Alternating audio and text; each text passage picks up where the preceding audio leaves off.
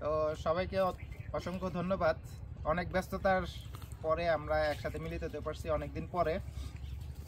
সবারই যার যার অনেক ব্যস্ততা ছিল, কেউ আসলে শেষ পর্যন্ত কনফার্ম ছিলাম না যে আমরা আসতে পারবো, কিন্তু সবাইকে আমরা রেল স্টেশনে দেখা খুব ভালো লাগছে যে সবাই আমরা কাজ শেষ করেও চলে আসতে পারি। এটাই প্রমাণ করে যে আমরা উদ্যোগ নিলে শেষ পর্যন্ত আমরা সকলেই সফল হতে পারি, কিন্তু উদ্যোগ না নিলে আসলে আশাও হয় না আর কোনো কাজও হয় না। তো আমরা আসছি আজকে আমাদের যে প্রজেক্ট, আমাদের যে ভালোবাসার প্রজেক্ট, আমরা অনেক দিন চেষ্টার পরে এটা নিয়ে অনেক জল্পনা কল্পনা করছি এবং অনেক মিটিং টিটিং করার পরে আমাদের বাগান আজকে এই পর্যায়ে এসে দাঁড়াইছে। আমরা দুই বাগানের মধ্যে আজকে আমরা এখন আছি বড় বাগানটাতে। তো এই বাগানে আমরা এর আগে যখন আসছিলাম তখনকার থেকে এখনকার অবস্থা অনেক ভালো, মানে এই বাগানে ফলে ভরে গেছে এবং আমরা গাছ থেকে ফল পেড়ে খেতে পারতেছি। এই যে গাছ থেকে ফল পেড়ে খাওয়া, এই খাওয়ার মধ্যে একটা আনন্দ আছে। এবং এই যে আমরা যে কষ্ট করছি, এত মিটিং করছি, এত চিন্তা ভাবনা করছি, অনেক সময় চিন্তা করছি যে দূর আমরা পারতেছি না, আমরা ওই জায়গায় যাইতেছি না, ওখানে কি হচ্ছে আমরা জানি না, আমরা বাদ দিয়ে দিই। কিন্তু আজকে আসার ফলে সবারই মনের মধ্যে একটা আনন্দ হয়েছে যে একটা ফল পেড়ে খেতেছি। এই বাগান দিয়ে আমরা লস হইলেও সমস্যা নাই, লস হোক। আর আমরা বিশেষভাবে ধন্যবাদ জানাই যে এই যে ফলগুলা উৎপাদন হচ্ছে, এই ফলগুলা ধরতেছে, এই ফলগুলা ধরার পিছনে যে কারিগর, মূল কারিগর, সেটা হচ্ছে সজল ভাই। সজল ভাই তার অভিজ্ঞতা দিয়ে এবং পরিশ্রম দিয়ে এই জায়গাটাকে সুন্দর করে তুলতেছে এবং এই যে আমাদের মনের মধ্যে যে আনন্দের উৎস ঘটাচ্ছে, এটার জন্য সজল ভাইয়ের একটা ধন্যবাদ পাওয়া উচিত এবং একটা তালি পাওয়া উচিত। এবং আমরা চেষ্টা করব যে এই কোম্পানিতে আরো আমরা যাতে এই জিনিস, সেই জন্য আমরা আরো মিটিংয়ে আমরা দেখে আমাদের এই বন্ডিংটা ঠিক থেকে যাতে একজন দুইজনের উপরে প্রেশার না পড়ে, সবাই যাতে এটা চিন্তা করে। এই যে আজকে এখানে যখন আসছি সবাই কিন্তু এটা নিয়ে কথা বলতেছে, কিন্তু আমরা চলে যাওয়ার পরে সবাই যার যার কাজে ব্যস্ত হয়ে যাই, একদিনও খবর নিতে পারি না। সপ্তাহে একদিন কিংবা মাসে একদিন যদি আমরা একসাথে কথা বলতে পারি, তাহলে কিন্তু আমাদের এই জিনিসটা নিয়ে আমরা কথা বলতে পারি এবং আমরা আগে যেতে পারি। তো এই জিনিসটা আমরা করতে চাই, সবসময় বলি করতে চাই, তারপরেও আমাদের ল্যাকিংস থেকে গেছে। তো চেষ্টা করবো যে সামনে আরো বেশি মাত্রায় মিটিং করতে এবং সজল ভাইয়ের সাথে আমাদের সবসময় কানেকশন থাকবে যে সজল ভাই কি করতেছে, তাহলে সজল ভাই চিন্তা করবে যে না, এই গ্রুপটাতে আমার সাথে যোগাযোগই করে না, তো আমি কি করতেছি না করতেছি। কারণ সজল ভাই এখানে আসার পরে কিছু প্রবলেমের কথা আমাদেরকে বলতেছে, এই প্রবলেমের কথা আমাদের সলভ করতে হবে। যেমন এই জায়গায় বলতেছে যে এখানে বাগানটার মধ্যে ফল থাকে না, ফলগুলা আমরা এখানে ওয়াচ করতে পারি না, যেহেতু আমাদের ওয়াচম্যান নাই, যেহেতু ফলগুলা খেয়ে ফেলে। তো আমাদের 100 কেজি যদি উৎপাদন হয়, তার মধ্যে যদি 40 কেজি খেয়ে ফেলে, তাহলে তো আমাদের উৎপাদন কমে যেতেছে। এই খায়াটা যদি আমরা নিজেরাও খাইতাম, তাও তো একটা শান্তি হইতো যে খাব। তো এটা আমরা সামনের মিটিংগুলোতে ডিসিশন নিব, এখনো দাঁড়ায় ডিসিশন নিতে হবে, কথা নাই।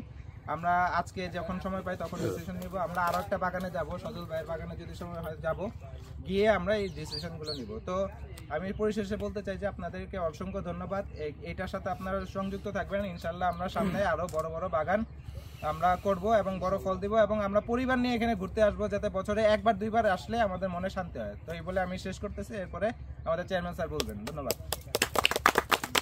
ধন্যবাদ বিপ্লব, আমাদের সম্মানিত এমডি মহোদয়।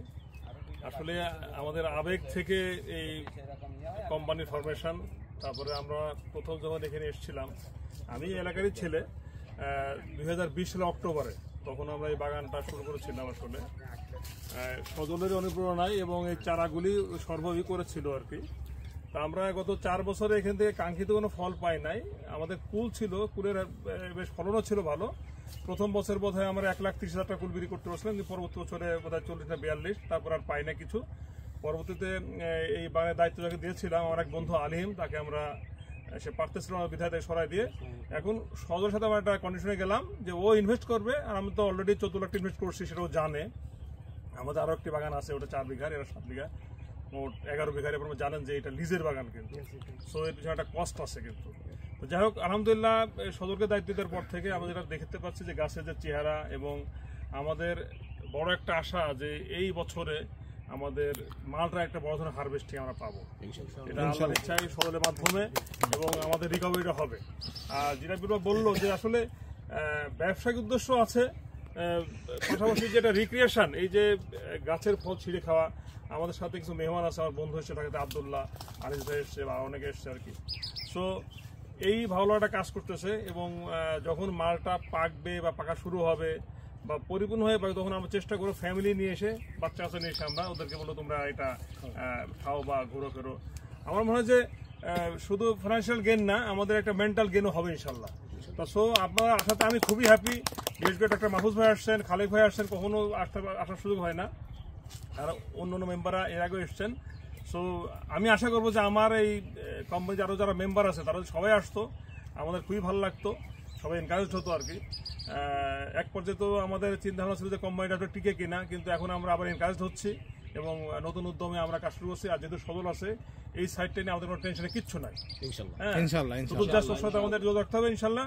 ও কখন কি করতে হবে, কখন কি সার যত্ন বা কীটনাশক সব সে করবে ইনশাল্লাহ। তা আমরা গাছের চেহারা থেকে বুঝতে পারতেছি আলহামদুলিল্লাহ যথেষ্ট গ্রোথ হয়েছে এবং প্রতিটা মালটা গাছে যথেষ্ট ফুল আসছে। তা আশা করি ইনশাল্লাহ আমরা এই বছরে একটা ভালো হারভেস্টিং পাবো। তা আমি এখন সজলের কাছে জানতে চাইবো, সজল তোমার প্ল্যানটা কি, বা কিভাবে তোমাদেরকে রিকভারিটা করিয়ে দেবা, বা এই বন্ডিংটা যাতে আরো লম্বা সময় ধরে ধরে রাখতে পারে আর কি অসুবিধা সুবিধা? এখন হচ্ছে মনে করেন যে এখানে সমস্যা হচ্ছে আমার এরিয়ার বাইরে। এখানে মনে করেন যে আপনার ম্যানেজমেন্টের কোনো সমস্যা নেই, কিন্তু আপনার সমস্যা হচ্ছে এখানে চুরি হয়ে যাচ্ছে। আচ্ছা, চুরি হয়ে যাচ্ছে। এখন বেড়াটারা মনে করেন যে সব ঠিকঠাক করে রাখা হচ্ছে, তারপরে মাঝে মধ্যে বিকালে ম্যানেজার আসে, তারপরে লোকজন পাঠায় দেখতে।